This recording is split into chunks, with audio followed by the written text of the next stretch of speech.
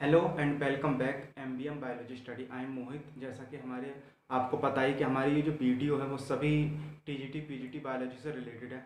कल यानी कि हमारी जो लास्ट वीडियो थी उसमें जो हमारा टॉपिक था वो था गोल्जी कॉय, और उसमें सभी इंपॉर्टेंट क्वेश्चन किससे संबंधित थे? गोल्जी बॉडी से संबंधित थे। ठीक है, तो आज की वीडियो का ये जो हमारा टॉपिक है वो है केंद्रक यानी कि न्यूक्लियस। ठीक है, न्यूक्लियस मतलब केंद्रक जो होता है कोशिका का सबसे महत्वपूर्ण भाग होता है और कोशिका का लगभग सबसे बड़ा अंग होता है। इसमें विभिन्न प्रकार की संरचनाएं पाई जाती हैं। इससे रिलेटेड जितने भी क्वेश्चंस हैं उनको हम समझने से पहले इसकी संरचना के बारे में समझ लेते हैं। ठीक है, तो हमको इन क्वेश्चन को समझने में क्या होगी, आसानी हो जाएगी। तो देखते हैं इसकी कुछ संरचना इलेक्ट्रॉन सूक्ष्मदर्शी की सहायता से देखी गई है संरचना है, जिसमें इसके तीन मुख्य भाग हैं। पहला, जैसे ये अगर हम बात करेंगे जो धागे जैसी संरचना है इसको हम क्या बोलेंगे, क्रोमैटिन। इसको क्या बोलेंगे, क्रोमैटिन।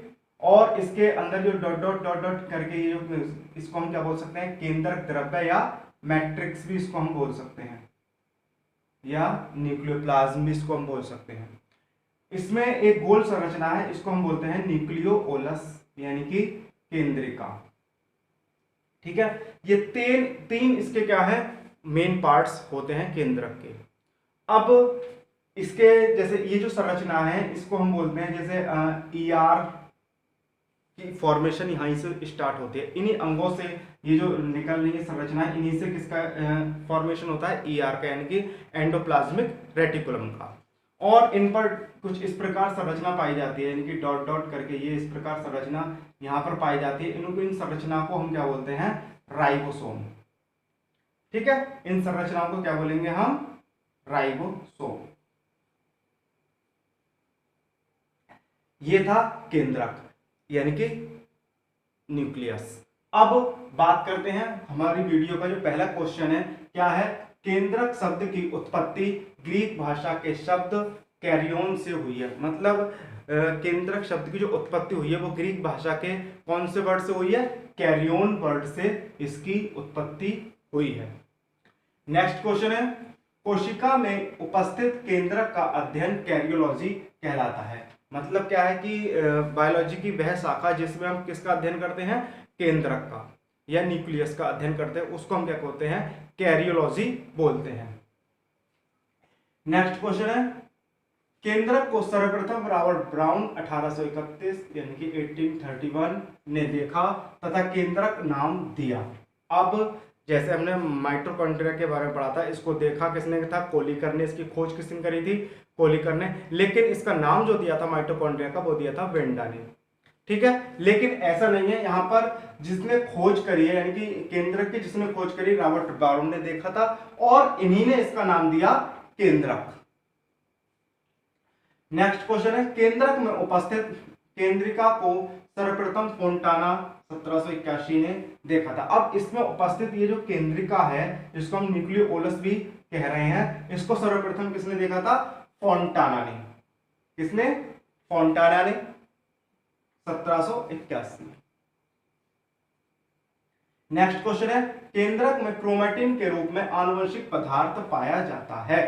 अब बात करते हैं कुछ, ये बहुत ही इंपॉर्टेंट क्वेश्चन आया है यहाँ पर। क्या है कि केंद्रक में क्रोमैटिन के रूप में आनुवंशिक पदार्थ होता है। अब ये जो धागे जैसी संरचना है बीच में केंद्रक के, इसको हम क्या बोल रहे हैं, क्रोमैटिन। अब क्वेश्चन क्या कह रहा है, क्वेश्चन कह रहा है कि ये जो क्रोमैटिन है इसमें आनुवंशिक सूचनाएं क्या होती हैं, या आनुवंशिक पदार्थ पाया जाता है। अब किस प्रकार, जैसे अगर हम देखेंगे, अगर सेल डिवीजन आपने पढ़ा होगा तो हम सेल डिवीजन में देखते हैं, जो हम दोनों प्रकार के सेल डिवीजन में देखेंगे, माइटोसिस में और मियोसिस में। सबसे पहले जो विभाजन होता है वो हमारा किसका होता है, केंद्रक। केंद्रक के बाद किसका होता है, सेल का। अब केंद्रक या कोशिका विभाजन के समय, सेल डिवीजन के समय, ये जो क्रोमैटिन पदार्थ है वो परिवर्तित हो जाता है किसमें, क्रोमोसोम में, यानी कि गुणसूत्र में। अब जैसा कि मैंने अपनी कुछ लास्ट वीडियो में जब डीएनए का जो मैंने टॉपिक समझाया था आपको, तो उसमें मैंने बताया था किस प्रकार डीएनए आनुवंशिक पदार्थ होता है और किस प्रकार डीएनए किस पर पाया जाता है। तो हम बात करते हैं, जैसे अगर हम एक बार और देख लेते हैं इसको, क्या है कि देखिए, अगर हम बात करें एक कोशिका की, कोशिका के मध्य में क्या पाया जाता है, केंद्रक, जैसा कि ये है। अब हमने इस केंद्रक को यहाँ पर निकाल लिया बाहर। अब केंद्रक में कुछ धागे जैसी संरचनाएं पाई जाती हैं जिनको हम क्या बोलते हैं, क्रोमैटिन बोलते हैं। अब कोशिका विभाजन के समय, जैसा कि मैंने अभी आपको बताया था, ये जो क्रोमैटिन पदार्थ है या धागे जैसी संरचना है वो किस में परिवर्तित हो जाती है, क्रोमोसोम्स में, यानी कि गुणसूत्र में। और क्रोमोसोम्स पर भी क्या पाए जाते हैं, हमारे डीएनए। और जो डीएनए क्या होता है, हमारा आनुवंशिक पदार्थ, जेनेटिक मटेरियल। अब डीएनए से ही मिलकर क्या बनते हैं, जीन्स। ठीक है, इसीलिए हम क्रोमैटिन के रूप में आनुवंशिक पदार्थ पाया जाता है, मतलब केंद्रक में। इसीलिए हम कह रहे हैं क्रोमैटिन के रूप में क्या पाया जाता है, आनुवंशिक पदार्थ, क्योंकि ये क्रोमैटिन नहीं है, बल्कि ये, इसको हम क्या समझ सकते हैं, एक तरह से ये गुणसूत्र है या क्रोमोसोम है, जिसके ऊपर डीएनए पाया जा रहा है, जिससे डीएनए के आपस में मिलकर किसका निर्माण करते हैं, जीन्स का निर्माण करते हैं। और ये क्या है, हमारी आनुवंशिक सूचनाओं को एक पीढ़ी से दूसरी पीढ़ी में क्या करते हैं, स्थानांतरित करते हैं।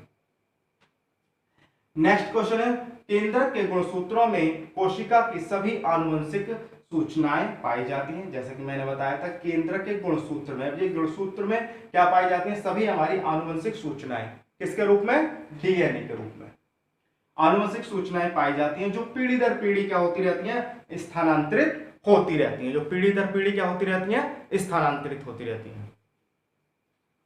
नेक्स्ट क्वेश्चन है, केंद्रक की केंद्रिका में राइबोसोम्स का निर्माण होता है। अब ये केंद्रिका है, इसमें किसका निर्माण होता है, राइबोसोम्स का। ये जो संरचना पाई जा रही है डॉट डॉट, मैंने अभी आपको बताया था राइबोसोम्स, इसका निर्माण किससे होता है, केंद्रिका से, यानी कि न्यूक्लियोलस से इसका निर्माण होता है। इस वीडियो का लास्ट क्वेश्चन है, कोशिका में कोशिका विभाजन केंद्रक के द्वारा ही नियंत्रित होता है। अब कोशिका में जो कोशिका विभाजन है वो किसके द्वारा नियंत्रित होता है, केंद्रक के द्वारा ही नियंत्रित होता है। जैसा कि हमने बताया था अभी कि केंद्रक, सबसे पहले जब सेल डिवीजन होता है तो सबसे पहले किसका विभाजन होता है, केंद्रक का। उसके बाद क्या होता है, साइटोकाइनेसिस के द्वारा क्या होता है, एक सेल से 2 सेल कन्वर्ट हो जाती है, लेकिन सेल के अंदर पहले केंद्रक विभाजन हो जाता है। ठीक है, इसीलिए कोशिका विभाजन को कौन नियंत्रित करता है, केंद्रक। इसीलिए अगर हम बात करें केंद्रक का एक अन्य नाम भी, जिसको हम क्या बोलते हैं, कोशिका का मस्तिष्क भी हम इसको कहते हैं। ठीक है, क्योंकि ये हमारी सभी जैविक क्रियाओं को क्या करता है, नियंत्रित करता है। तो आज की जो वीडियो में थे, ज्यादा क्वेश्चन नहीं थे, लेकिन सभी क्या थे, इंपोर्टेंट थे, किससे रिलेटेड थे, न्यूक्लियस से, यानी कि हमारे केंद्रक से। ठीक है, अब हमारा जो नेक्स्ट वीडियो आएगा वो इसी से, मतलब आगे जो टॉपिक होगा उसी से रिलेटेड सारे क्वेश्चंस होंगे। ठीक है, तो मिलते हैं अपनी नेक्स्ट वीडियो में। आज के लिए इतना ही काफी है, बाय।